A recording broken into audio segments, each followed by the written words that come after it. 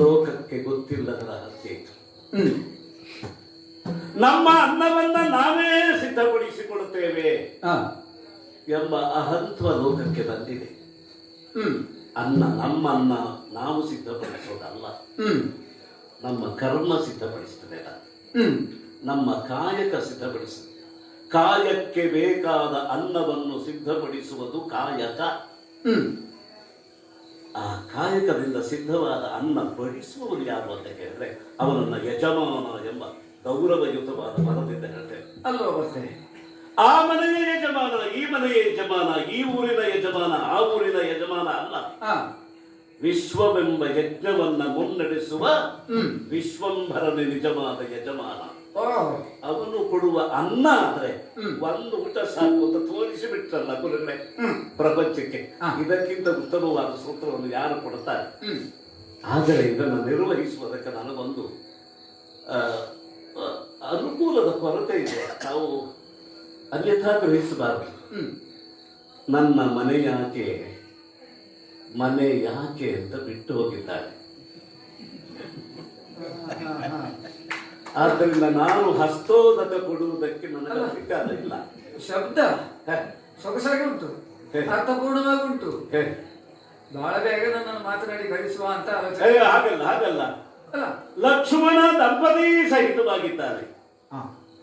ಅವನಿಗೆ ಮನೆ ಇದೆ, ಮನೆ ಯಾಕೆ ಇದ್ದಾಳೆ, ಮತ್ತೆ ಬಡಿಸುವ ಒಳ್ಳೆಯ ಮನಸ್ಸು ಇದೆ ಅಂತ ಈಗ ಗೊತ್ತಾಯ್ತು ನನಗೆ. ರಾಮನ ತಮ್ಮ ಅಲ್ವೋ ರಾಮಾನುಜ? ರಾಮನ ಸ್ವತ್ತು, ರಾಮನ ಸ್ವತ್ತು. ಗುರುಗಳೇ, ನಿಮ್ಮ ಕೈಯಲ್ಲಿ ರಾಮನ ಸ್ವತ್ತನ್ನು ಇಡುತ್ತೇವೆ, ತಾವು ಹೇಗೆ ಬೇಕು ಹಾಗೆ ಬಳಸಿ. ಗುರುವರಿಯ ಲಕ್ಷ್ಮಣ ಹೀಗೆ ಚಿತ್ತೈಸಬೇಕು. ರಾಮ ಹೇಳಿದ್ದು ನನಗೆ ಅರ್ಥ ಆಗಿದೆ. ಅವ ಹೇಳಿದ ಹಾಗೆ ನೀನು ಕೇಳ್ತೀಯ ಅಂತ ಆದ್ರೆ ನೀನು ಹೇಳಿದ ಹಾಗೆ ನಾನು ಕೇಳ್ತೇನೆ. ಎಂತಹ ದೊಡ್ಡ ಮನಸ್ಸು ಸ್ವಾಮಿ. ರಾಮ ಹೇಳಿದ ಹಾಗೆ ಕೇಳುವುದು ಅಂದ್ರೆ ಏನು, ಇಷ್ಟ ಆದ ಮೇಲೆ ನೀನು ಹೇಳಿದ ಹಾಗೆ ಕೇಳುವುದು ಅಂದ್ರೆ ಏನು? ನನಗೆ ಬೇಕಾದಷ್ಟೇ. ಆಗ ನೋಡಿದ್ದಕ್ಕೂ ಈಗ ನೋಡಿದ್ದಕ್ಕೂ ಆಗಲೂ ನೀನು ಹೇಳಿದ ಹಾಗೆ ಕೇಳಿಸೋದಕ್ಕೆ ಪ್ರಯತ್ನ ಪಟ್ಟಿದ್ದೆ, ಈಗಲೂ ಪ್ರಯತ್ನ ಮಾಡಿದ್ದೆ. ಹೀಗೆ ಚಿತ್ತೈಸಬೇಕು. ಹಾಗೆ ಸಂತೋಷ. ಮೃದು ಮಧುರವಾದಂತಹ ಪದಗಳನ್ನ ಅಯೋಧ್ಯೆಯ ಮಣ್ಣಿನಲ್ಲಿ ತಾವು ಇಡುತ್ತಾ ಬರಬೇಕು. ಅನ್ನಪೂರ್ಣೇಶ್ವರಿಯ ಮಂದಿರ ಇದೆ, ಇಲ್ಲಿಯೇ ತಾವು ಕುಳಿತು ಬಗೆ ಬಗೆಯ ಭಕ್ಷ್ಯ ಭೋಜ್ಯಗಳಿದೆ. ತಮಗೆ ಹಸ್ತೋದಕವನ್ನ ಹಾಕಿ ಒಂದೊಂದಾಗಿ ಬಡಿಸುತ್ತಿದ್ದೇವೆ. ಲಕ್ಷ್ಮಣ, ಎಚ್ಚರಿಸ್ತೇನೆ. ವಯಸ್ಸು ನೋಡು, ಸ್ಥಿತಿ ನೋಡು, ಯಾವುದು ಆಹಾರ ಕೊಟ್ಟರೆ ಇವರು ಆರೋಗ್ಯಕ್ಕೆ ಪೂರಕವಾಗಬಹುದು ಅನ್ನೋದನ್ನ ಆಲೋಚನೆ ಮಾಡಿ ಅದನ್ನೇ ಕೊಡುತ್ತೆ. ನಾವು ಎಲ್ಲವನ್ನ ಜೀರ್ಣಿಸಿಕೊಳ್ಳುವರು ಅಂತ ಅಣ್ಣ ಹೇಳಿದ್ದಾನಲ್ಲ, ನಾವು ಬೇರೆ ಸ್ವೀಕರಿಸಬೇಕು. ಈಗ ನಿನ್ನಲ್ಲಿ ಹೇಳುವುದು ಅಷ್ಟು ಮಾಡು. ಈಗ ತೃಪ್ತರಾದಿರ್ತಾನೆ, ಖಂಡಿತ ತೃಪ್ತ. ಮತ್ತೆ ಬರಬೇಕು. ಇಷ್ಟು ಸಂತೋಷ ಆಗಿದೆ ನನಗೆ. ಯಾವ ವೇಗದಲ್ಲಿ ಬಂದಿದ್ದೇನೋ ಅದಕ್ಕಿಂತ 2 ಪಟ್ಟು ವೇಗದಲ್ಲಿ ಹೋಗ್ಬೇಕು. ತಮ್ಮ ಪೂರ್ಣ ಹರಕೆ ಅಯೋಧ್ಯೆಯ ಮೇಲೆ ಸದಾ ಇರಲಿ ಅಂತ ಪ್ರಾರ್ಥಿಸಿ.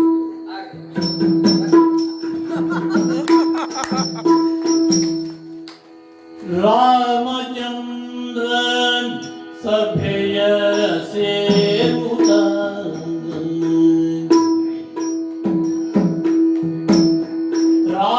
ರಾಮಚಂದ್ರನ್ ಸಭೆಯ ಸೇರುತ್ತ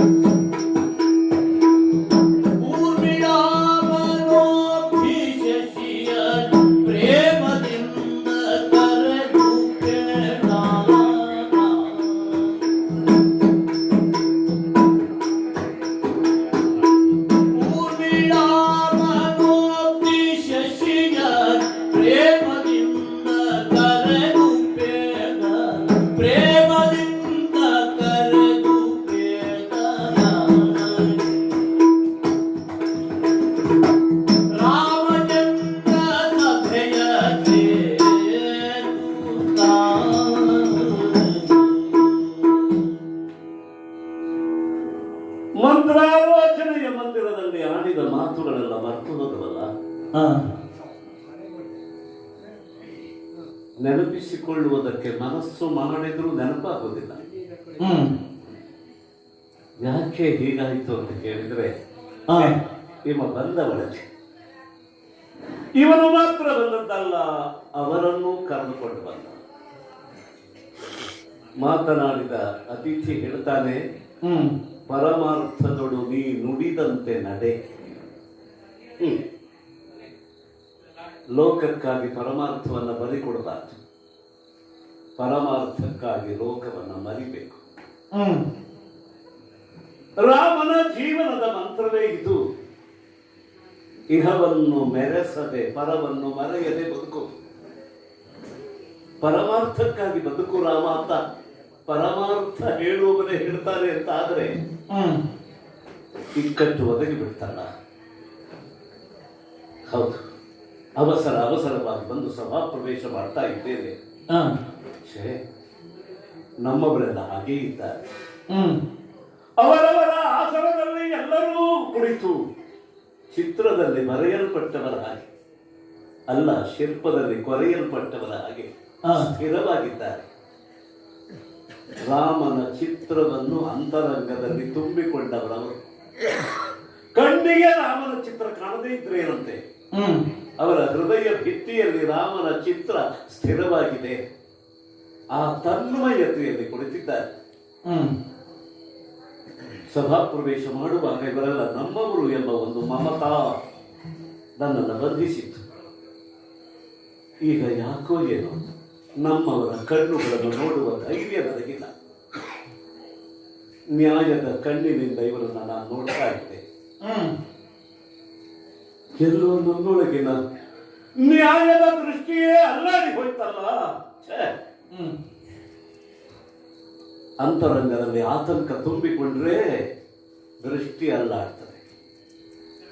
ಕಣ್ಣು ಅಲ್ಲಾಡದೆ ಇರಬಹುದು, ದೃಷ್ಟಿ ಕಂಪಿಸ್ತದೆ. ಗಂಭೀರವಾದ ಹೆಜ್ಜೆ ಇಟ್ಟು ಸಭಾ ಪ್ರವೇಶ ಮಾಡಿದ ವರ್ಷಗಳು ಎಷ್ಟು, ಇಡುವ ಹೆಜ್ಜೆ ಜಾರಿದ ಅನುಭವ. ಅಂಗಾರು ಬೆವರಿದೆ, ಪದನ್ಯಾಸ ಕಷ್ಟ ಆಗ್ತಾ ಇದೆ. ಸಿಂಹಾಸನದ ಪಾಪುಟಿಗೆಗಳನ್ನ ಅಲ್ಲಿ ಕಾಲಿಟ್ಟು ಹತ್ತುವುದಕ್ಕೆ ಒಂದೊಂದು ಹೆಜ್ಜೆಯೂ ಭಾರ ಆಗ್ತಾ ಇದೆ. ಮೊದಲ ಹೆಜ್ಜೆಗಿಂತ ಎರಡನೆಯ ಹೆಜ್ಜೆ ಭಾರ, ಮೂರನೆಯ ಹೆಜ್ಜೆ ಅದಕ್ಕಿಂತ ಭಾರ. 7 ಹೆಜ್ಜೆಗಳನ್ನಿಟ್ಟು ದಾಟಿ ಬರುವಾಗ ಸಿಂಹಾಸನವನ್ನು ಮುಟ್ಟಿ ನಮಸ್ಕಾರ ಮಾಡಿದ್ದೇನೆ, ಕಂಪಿಸ್ತಾ ಇದ್ದೆ. ಎಲ್ಲರೂ ಸೇರಿ ನಮ್ಮ ಜೀವನದ ಸಂತೃಪ್ತಿಗಾಗಿ ನೀನು ಅಲ್ಲಿ ಕುಳಿತುಕೋತೇವೆ. ಆದರೆ ನಮ್ಮವರ ಅಂತರಂಗದ ಪ್ರಶ್ನೆ ಹುಟ್ಟಿದಾಗ ಆಸನ ಸ್ಥಿರ ಆಗೋದಿಲ್ಲ. ಆದರೂ ಕಷ್ಟಪಟ್ಟು ಕೂತ್ಕೊಂಡಿದ್ದೇನೆ. ಸಿಂಹಾಸನ ಮುಳ್ಳಾಗಿ ಚುಚ್ಚುತ್ತಾ ಇದೆಯಲ್ಲ. ಸಿಂಹಾಸನದಲ್ಲಿ ಮುಳ್ಳಿಲ್ಲ, ಮನಸ್ಸಿನ ಒಳಗೆ ಇರುವುದು ಮುಳ್ಳು. ಹೌದು, ಪಾವಟಿಗೆಯ ದರ್ಪಣದಲ್ಲಿ ನೋಡಿದರೆ ದರ್ಪಣ ನನ್ನನ್ನು ಕೊಂಕಿಸ್ತಾ ಇದೆ. ಮೊದಲಿನ ರಾಮ ನೀನಲ್ಲ, ಸತ್ಯವಾಕ್ಯ ನೀನು ಮೊದಲು. ಈಗ ಮಾತುಗಳು ಕವಲಾಗಿ ಹೋದವು. ಮೊದಲಿನ ರಾಮ ನೀನಲ್ಲ, ನೀನು ರಾಜಾರಾಮನಾಗುವುದಾದ್ರೆ ಮೊದಲಿನ ರಾಮ ಆಗಲಿ. ನ್ಯಾಯದ ಕಣ್ಣನ್ನು ಮುಚ್ಚಬೇಡ ರಾಮ, ಮುಚ್ಚಬೇಡ ಅಂತ ಎಚ್ಚರಿಸ್ತಾ ಇದ್ದೀನಿ. ಕಣ್ಣು ಮುಚ್ಚದೇ ಇರೋದಕ್ಕೆ ನಾವೇನು ದೇವತೆಗಳ ಅಲ್ಲ. ರೆಪ್ಪೆಗಳು ಸದಾ ಕಾಲ ಮುಚ್ಚುತ್ತವೆ ಇರ್ತವೆ. ದೃಷ್ಟಿ ಧರ್ಮದ ದೃಷ್ಟಿಯಾದ್ರೆ ಮುಚ್ಚುವ ರೆಪ್ಪೆಗೆ ಅದು ಗೊತ್ತಿಲ್ಲ, ಮುಚ್ಚಿಬಿಡ್ತದೆ. ಹೌದು, ಈ ಸಿಂಹಾಸನದ ಮೇಲೆ ಕುಳಿತವರು ಎಂಥೆಂಥವರು. ಸತ್ಯದ ಉಳಿವಿಗಾಗಿ ತಾನೇ ಕಟ್ಟಿದ ತಾಳು ಅಂತ ಹೇಳುತ್ತಾ ಇದ್ದರು. ಕೊಡಲಿಯಿಂದ ಕರೆಯುವುದಕ್ಕೆ ಮುನ್ನುಗ್ಗಿದ ಧೀರ ವ್ಯಕ್ತಿಗಳು, ಸತ್ಯಧೀರ ಅಂಥವರು ಮಂಡಿಸಿದ ಸಿಂಹಾಸನ ಇತ್ತು. ಒಂದು ಪಾರಾವಾತದ ಉಳಿವಿಗಾಗಿ ತನ್ನ ಎದೆ ಗುಂಡಿಗೆಯ ಮಾಂಸವನ್ನೇ ತಕ್ಕಡಿಯನ್ನಿಟ್ಟು ತೂಗಿದವರು ಈ ಸಿಂಹಾಸನದ ಮೇಲೆ ಕುಳಿತವರು. ಅವರ ನೆರಳಾಗಿ, ಅವರ ನೆರಳಿನಲ್ಲಿರುವ ರಾಮ ಏನು ಬಂದರು ಮುನ್ನೊಂದು. ಮುಖ ಹೋದರೆ ಹೋಗದೆ, ತಲೆ ಬಿದ್ದರೆ ಬೀಳಿ, ನ್ಯಾಯದ ಕಣ್ಣು ಮುಚ್ಚಬೇಡ ಅಂತ ಸಿಂಹಾಸನ ಎಚ್ಚರಿಸ್ತಾ ಇದೆ. ಆದರೆ ನ್ಯಾಯ ಎಷ್ಟು ಒಳಗೆ ಅಡಗಿದೆ. ಪುಣ್ಯಾತ್ಮ ಅವರ ರಹಸ್ಯ ಇದೆ ಅಂತ ಹೇಳಿದ್ದು, ಮಾತಿನಲ್ಲಿ ರಹಸ್ಯವೇ ಇಲ್ಲ, ಪ್ರಕಟಪಡಿಸಿ ಹೇಳಿದ್ದಾರೆ. ರಹಸ್ಯ ಇರೋದು ಇಲ್ಲಿ. ಪ್ರಪಂಚಕ್ಕೆ ಅರ್ಥವಾಗದ ನ್ಯಾಯ ಪ್ರತಿನಿತ್ಯ ಹೋರಾಟ ಮಾಡಿ ಅದನ್ನ ಪ್ರಕಟಪಡಿಸಿಕೊಳ್ಳುವುದಕ್ಕೆ ಯತ್ನಿಸುವ ಜೀವಮಾನದ ಹೋರಾಟ, ಜೀವಿಗಳ ಜೀವಮಾನದ ಹೋರಾಟ. ನ್ಯಾಯ ಅಂದ್ರೆ ಏನು? ಇದು ಭರಿತ ರಹಸ್ಯ. ನ್ಯಾಯವನ್ನೇ ನಿರ್ಣಯ ಮಾಡಲಿಕ್ಕಾಗದೆ ನ್ಯಾಯಮೂರ್ತಿ ಕಂಗಾಲಾಗುವ ಸ್ಥಿತಿ ಬಂದು ಹೋಯ್ತಲ್ಲ. ನಮ್ಮ ಲಕ್ಷ್ಮಣ ಯಾಕೆ ಹೀಗೆ ಮಾಡದ? ಛೇ, ನೇಮದ ಸೀಮೆಯನ್ನ ಮೀರದೆ ಮನಗೊಟ್ಟು ಆಚರಿಸುವೆ. ರಾಮನ ಸ್ವತ್ತು ಅಂತ ಗೊತ್ತಾದರೆ 3 ರೇಖೆಯನ್ನು 7 ರೇಖೆಯನ್ನು ಎಳೆದು, ರೇಖೆ ಎಷ್ಟು ಎಳೆದು ಅಂತಲ್ಲ, ಧರ್ಮದ ರಕ್ಷಣೆಯ ರೇಖೆ ಅದು. ಅದನ್ನ ಎಳೆಯಬಲ್ಲ ನನ್ನ ವಂಶದ ಲಕ್ಷಣ. ರಾಮನ ಮಾತು ಎಂಬ ಸ್ವತ್ತು ಬಿದ್ದು ಹರಡಿ ಹೋಯ್ತಲ್ಲ. ಯಾಕೆ ಹೀಗೆ ಮಾಡದ? ನಾನೇ ತಪ್ಪು ಮಾಡಿದೆ. ನಮ್ಮ ಲಕ್ಷ್ಮಣ ತಪ್ಪು ಮಾಡಿದ್ದಲ್ಲ. ಹುಡುಗ, ವಯಸ್ಸು ಎಷ್ಟಾದ್ರೆ ನನ್ನ ದೃಷ್ಟಿಯಿಂದ ಹುಡುಗ, ಅವನನ್ನ ನೇಮಿಸಬಾರ್ದಿತ್ತು. ಬೇರೆ ದಾರಿ ಇಲ್ಲ. ಏನು ಮಾಡಿ? ಬೇರೆ ದಾರಿ ಇಲ್ಲ. ನಾನೇ ಲಕ್ಷ್ಮಣ, ಲಕ್ಷ್ಮಣನೇ ನಾನು ಅಂತ. ನಾನು ಬಿಂಬ ಆದ್ರೆ ಅವನು ಪ್ರತಿಬಿಂಬ, ಅವನು ಬಿಂಬ ಆದ್ರೆ ನಾನು ಪ್ರತಿಬಿಂಬ. ಈ ಬಿಂಬ ಪ್ರತಿಬಿಂಬ ಭಾವದ ಒಂದು ನೆನಗಿನಿಂದ ಅವನ್ನ ಹೊರಗಿಟ್ನಲ್ಲ. ಬಿಂಬ ಒಳಗಿದ್ದರೂ ಪ್ರತಿಬಿಂಬ ಹೊರಗಿರುವುದಿಲ್ಲ. ಬಿಂಬ ಹೊರಗಿದ್ದರೆ ಪ್ರತಿಬಿಂಬ ಒಳಗೆ ಕಾಣಿಸ್ತದೆ. ರಾಮ ಹೊರಗೆ ರಕ್ಷಣೆಗೆ ನಿಲ್ಲಬೇಕಿತ್ತು, ಲಕ್ಷ್ಮಣ ಒಳಗೆ ಮಾತಾಡಬೇಕಿತ್ತು. ಮಾಡಲಿಲ್ಲ.